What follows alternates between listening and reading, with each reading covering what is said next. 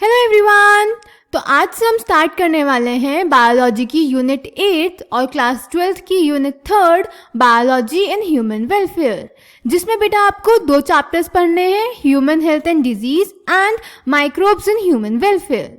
तो हम पहले यूनिट का नाम देख लेते हैं, that is biology in human welfare. यानी इस यूनिट में हम पढ़ेंगे कि बायोलॉजी को हम ह्यूमन के वेलफेयर में यानी ह्यूमंस के बेनिफिट के लिए कैसे यूज करते हैं। इसमें फर्स्ट चैप्टर है ह्यूमन हेल्थ एंड डिजीज, जिसमें हम पढ़ेंगे ह्यूमंस की हेल्थ के बारे में कि हेल्थ क्या होती है, डिजीज़ क्या होती हैं, डिजीज़ कैसे होती हैं, पैथोजेंस क्या होते हैं, कुछ कॉमन डिजीजेज हम पढ़ेंगे इम्यूनिटी और इम्यून सिस्टम के बारे में, फिर कैंसर और एड्स जैसी डिजीज़ के बारे में पढ़ेंगे और साथ ही साथ हम पढ़ेंगे ड्रग्स के बारे में। Okay, then second chapter is microbes in human welfare. तो इस चैप्टर में हम पढ़ेंगे कि जो माइक्रो ऑर्गेनिजम्स होते हैं like bacteria, fungi, protozoan and viruses, उनको हम ह्यूमन वेलफेयर में कैसे यूज कर सकते हैं। ठीक है, तो चलिए स्टार्ट करते हैं यूनिट के इंट्रोडक्शन के साथ। So biology is the youngest of the formalized disciplines of natural science. Natural science क्या है बेटा? सबसे पहले तो साइंस क्या होती है?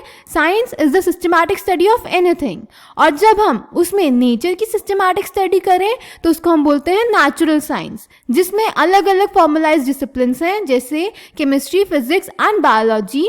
तो उनमें से बोल रहा है कि biology is the youngest. Progress in physics and chemistry proceeded much faster than in biology. Biology से ज़्यादा स्पीड में प्रोग्रेस फिजिक्स और केमिस्ट्री में हुई है। ये तो आप लोगों को दिखता भी होगा, जितने भी एडवांसमेंट्स हैं मोस्टली हमें फिजिक्स और केमिस्ट्री से रिलेटेड दिखते हैं, बायोलॉजी से रिलेटेड हमें कम ही दिखते हैं। Applications of physics and chemistry in our daily life also have a higher visibility, जैसा कि अभी मैंने बोला, than those of biology.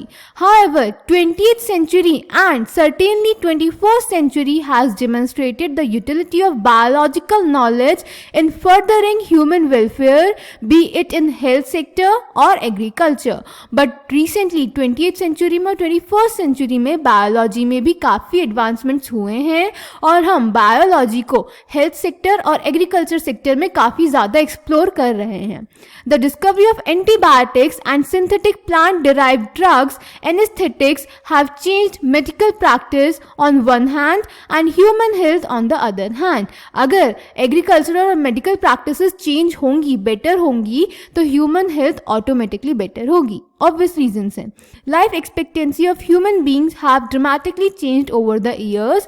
Agricultural practices, food processing and diagnostics have brought socio-cultural changes in human communities. These are briefly described in the following 3 chapters of this unit. अब बेटा इस paragraph में लिखा है कि इस यूनिट में 3 चैप्टर्स हैं, जबकि आपको यहाँ कंटेंट में 2 ही चैप्टर्स दिखाए गए हैं। तो बेटा यहाँ पर क्या हुआ है कि पहले हमारे सिलेबस में इस यूनिट में 3 चैप्टर्स होते थे।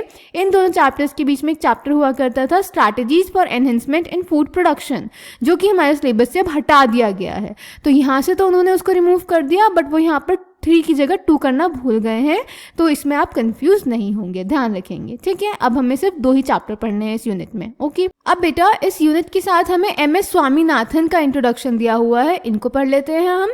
सो born in August 1925 in कुंबाकोनम in Tamil Nadu, मोनकाम्बू Sambasivan Swaminathan did his graduation and post graduation in botany from Madras university.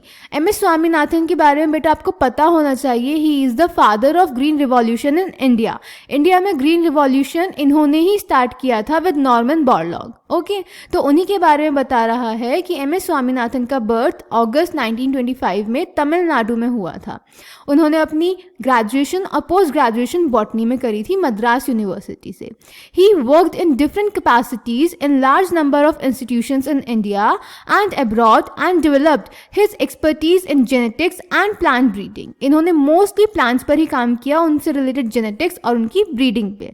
The school of cytogenetics and radiation research established at the Indian Agricultural Research Institute, that is IARI, enabled Swaminathan and his team to develop short duration, high yielding varieties of rice, including scented basmati. He is also known for the development of the concept of crop cafeteria, crop scheduling, and genetically improving the yield and quality. Swaminathan initiated collaboration with Norman Borlaug, which culminated in the Green Revolution through introduction of Mexican varieties of wheat in India. This was highly recognized and appreciated.